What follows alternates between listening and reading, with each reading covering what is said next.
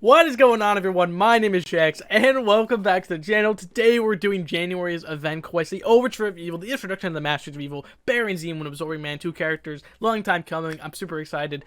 This event quest itself is, oh my, it's my favorite in a very long time. First off, to continue, Aegon's story, my favorite Marvel Comics Champions character of all time, maybe until Legion comes, but he is so freaking cool. Obviously created and concepted by Gabriel Frazera. I mean, literally, him is like kind of based off him. I mean, other Camp Pam originals are based off his family, and it's so cool because the story I've been waiting on for so long to find out more about his people, the ISO 8 natives. I am so excited. This is gonna be a fun event.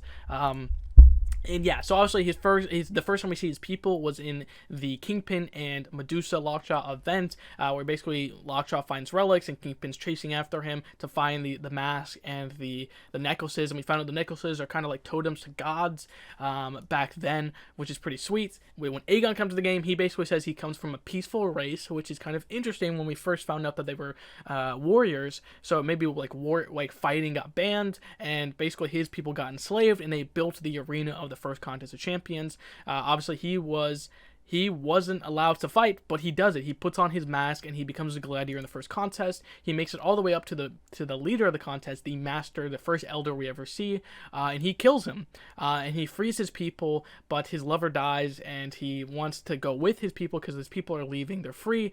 They're going on an exodus, and he's mad. Like he remembers, he loses himself in anger, and he remembers his lover and the elder. He lets go of the elder, and they fly away, and we have not found anything since then. There's lots of stuff with the battle realm where we've seen his people's like artifacts in the collector's vault, in the actual map of the blue side of the moon, and obviously Aegon himself has awakened Karina, and they've basically been left and right, like they basically been each other's side ever since, and it's been pretty sweet.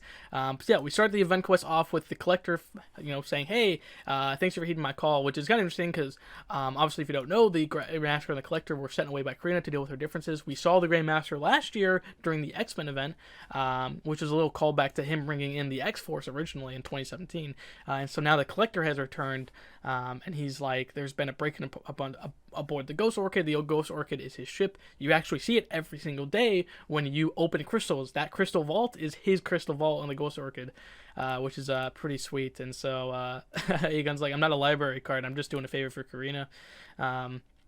And it looks like they found security footage of someone who's pale with red eyes, and the collector is like, "That's Ava Starr, that's Ghost, so let's get on." So they're looking for the logs of the Ghost Orchid because basically no item was stolen, and so they're trying to figure out why was something there and what are they looking for, and it looks like data was stolen. So no physical thing was stolen, but data was stolen, and it says it looks like aside from relics such as the Isosphere, which obviously Aegon has. That was the prize of the first contest. He killed the master, took the Isosphere, and it gave him his ISO 8 powers, making the construct with his arm, his spear, the lightning SP1. I mean, it's pretty damn sweet. The stolen data is no doubt my own research on those. Like I said, the relics of the Isosphere, and that's the same spear, and so he says, "No relics such as the Isosphere, which Karina currently has, and the belt you wear, Aegon, which the first Isosphere is the ISO belt, and the current Isosphere is the one Karina has. The difference is the ISO belt was created out of one ISO 8 star, and the Isosphere is created out of thousands. So pretty sweet that he's got a whole research on them, which we didn't know much about. We just knew what they're like. We know what they're made out of. Nothing else. But this is pretty cool. He says, "Behold, a Hank Pym original quantum scanner, limited edition." Because obviously, we've seen him scour the multiverse for like the Fantastic Four. We saw him find each one of them and bring them together during the last Contest Champions for the Maestro. So it's pretty sweet that they actually mentioned Hank Pym. Hank Pym was actually in Emrock, which was on Battleworld, pretty much the center of the battle realm. So yeah, obviously we know February champion. It's Cassie Lang and Future Ant-Man, so it's not Hank Pym for February. But to say he actually is in the battle realm is actually correct. I mean, there's several characters in the battle realm that we've never even seen become playable or as NPCs, but they are just kicking it around. So maybe we'll see Hank Pym as an NPC. Who knows? And yeah, Aegon's like, "Don't worry, man. Like I'm not an oaf. Even though I'm as old, I can use technology. Miss Star has not gone far," which is kind of cool because they're both pretty much old. I mean, I think like I don't even know how old the collector. I think he's like over 54 million years old. So, it's kind of funny. And Aegon obviously being from the original contest, and time works differently in the battle realm. So who knows how old Aegon is? And we find Ghost, and Aegon actually calls her his Star, which is kind of cool because her name's Ava Star. But you wouldn't know that. Usually people don't know champions' original actual names, so it's kind of cool that we see that. So Aegon looks at the computer, and yeah, so the collector's like, I was able to bypass security features. The device was hard coded to a direct transmit, and they're basically going to that now. The collector's like, I'm out, peace. And then Howard and Hyperion show up, and Howard's like, hey, better get Flap and Eggy, which is kind of interesting because last time we saw Aegon, he was called Aegon by the champion, which was like Aegon, like in Aegon the Conqueror from Game of Thrones. I didn't actually pick up on that, but like, and then Eggy, which comes into Targaryen lineage. I mean, many people are named Aegon in the Targaryen lineage, but you actually have Egg and Aemond brothers, so it's kind of cool, that little Game of Thrones right there. So yeah, it's kind of cool. And he said, obviously, you're accompanied by Hyperion, nonetheless, which obviously Howard's House of Himbos with with Man-Thing, Hercules, Hyperion. So it's kind of funny. The Court of Heroes follow the transmitter signal to a AIM facility, which is sweet because AIM is in the battle realm, but we don't actually see AIM agents, nor do we see them in this event quest, though they're mentioned. So kind of interesting, like maybe an NPC for the future. We have the Doombots, the Sentinelloids, we have the Ultron drones. I mean, I would love, Daptoids, Symbioids, like AIM soldiers, Hydra agents, Massive Evil agents, I guess, would be pretty sweet. So the collector basically made this toy to find something, and there's a lot of boring history on the ancient people, and like, don't call me Eggy. And we find MODOK, and basically Hyperion like goes guns blazing and sets off the self-destruct feature. So we defeat MODOK, and Howard's like, thanks for distracting the big head mode, which is funny because obviously Deadpool, big head mode, April Fools, he used pin particles, gave everyone giant heads. I love it. It looks like AIM basically had this project called Project Rheingold, which obviously is German. I spent time in Germany, but I don't know what Project Rheingold means. I assume it's something like, the Rhine and gold. So obviously like something of importance, which is kind of interesting. And so, yeah, it looks like they're looking for an asteroid launch inside a Lagrange point, which means the autopilot can do the work, which is kind of cool. An autopilot, auto mash, and I don't know, like his actual kit. And basically, we say, look that up, Lady Busky. In the meantime, I want to hear more about the belt of the strong silent Blue Men group is wearing a MODOK research indicated Project Goldilocks. So kind of interesting that probably Zemo's is Project Rheingold and MODOK's is Project Goldilocks. Something to do with gold and to do with the ancient artifacts before the Contest Champions. So interesting, before the Contest Champions. So obviously we're on like the 7th iteration of the contest. I think Maestro's one was the 6th one, and then we have Aegon's the original one. We don't have anything on the 2nd, 3rd, 4th. Yeah, 2nd, 3rd, and 4th, or 5th. So I don't know. Maybe this is teasing. I've always wondered what happened during those Contest Champions, which is pretty sweet. All right, so basically the belt is close to the top of the list of the powerful stuff in the original inhabitants of the battle realm. The original inhabitants of the battle realm, Aegon's people, and the other people. His Contest Champions was interesting because he was like, it wasn't just his people being like, he was the only one of his people in the Contest Champions. They were just enslaved to build the arenas of the contest. He entered it with a mask with a hidden identity. But there were Cronins, which is Korg's race. There were Kree soldiers. So there were definitely, cosmic, multiversal aliens all over the place in that contest, which is pretty sweet. He says, the belt allows me to manifest isolate constructs. Obviously, we've seen that with his spear, with his lightning SB1, with his color changing from gold, blue to red, depending on his anger or combos. Or it says our precursors are no more, and I believe that whatever secret they took with them are better left buried for all of our sakes. No more chatter. So he's like they're down, they're dead, they're gone. No reason to talk about them. And it looks like they're looking at an evacuation site, which if you know the blue side of the moon arena that we find in game that we play against, it looks like an evacuation site. You have those drones flying around, which is pretty interesting. And he's like, but not by AIM. And it looks like some sort of tomb or enormous underground temple. So it looks like they found this place and there's more to it, and they're looking at this temple, and it looks, Aegon, wouldn't that be the first time folks found leftovers from the contest? I'm curious on what he means. Like, obviously there are locations, like if you look around the map, like there's these giant like these giant pillars or giant masks like you find in the collector's vault from Aegon's people, and I don't know what else he could be talking about. It's kind of interesting. Like, Aegon is obviously a leftover from the original contest. We have like the original 12 champions, like Guillotine, Century, the Fantastic Four. So I don't know what else he means. We don't know that much about from the second to the fifth or anything more information on the original contest. It's kind of interesting.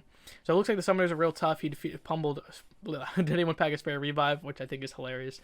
I find it funny. So they find a subterranean temple and they move on their way, and they look at the walls, and this is pretty freaking sweet.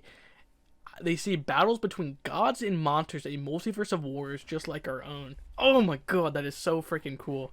I love that. The battle realm is full of multiversal characters. In fact, we've seen the multiverse, the battle realm itself, every time it brings in for them in the multiverse, it makes an equal opposite. So if they're a hero, they brings in a villain version. If it's a villain, brings in a hero version. And that's kind of why we have some characters, or maybe they're in between, like Craven isn't that same villain from the comics, right?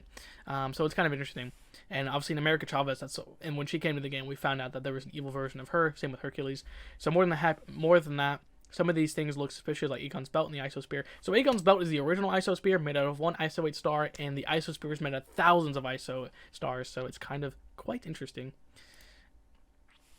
But that's the only one it name dropped, so I'm really curious on if there's more artifacts we don't even know about. By the time my people settled in the battle realm, these ancients have already long gone. It was not unusual to find the occasional fragment, a remnant of their legacies buried in the stone or adrift in space, but it was forbidden to discuss the ancients openly, let alone out their relics, like this believed that drove them away.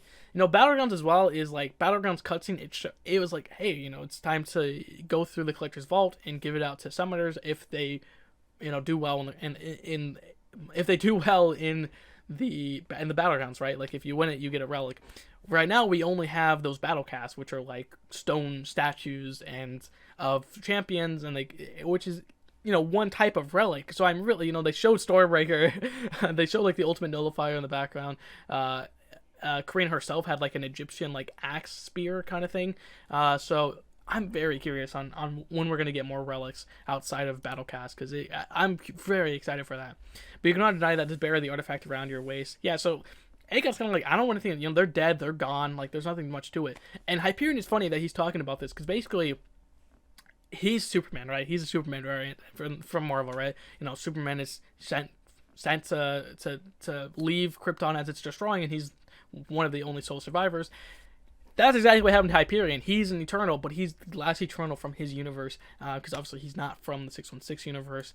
Like we have Cersei, Icarus, which might be his parents. They don't actually ever say who his parents are, but it's kind of that way. It's like the Eternals were dying, and so they sent their last son, which was him, and he came to Earth and lived just kind of like Superman. And funny that Gods and Monsters was mentioned earlier. That's DC's project for the DCU, which is funny. When my man makes a point, it's razor sharp. So what do you got to say, Aegon? I say that both of you should focus more. So he's still not having it. He's like, And it's funny that we're talking about his ISO belt, and Titania shows up.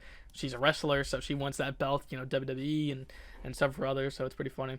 So this place is endless. It looks like they're in some type of pocket dimension, which is, several pocket dimensions in the battle realm that we've seen, which is pretty awesome. The temple is made of some dense stone, preventing me from seeing through its walls.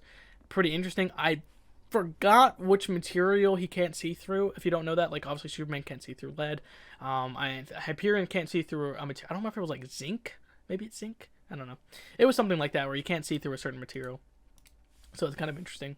The quartet emerged from the gloomy halls into a room of epic scale and bizarre architecture with an infinite ceiling stretching into the inky darkness. Incredible. Across the entirety of the battle room, I've never seen this. And for someone who's as old, like he's as old from the first original contest to the 7th contest, to say he's never found anything like this, it's just insane, to me. To me, it's pretty crazy.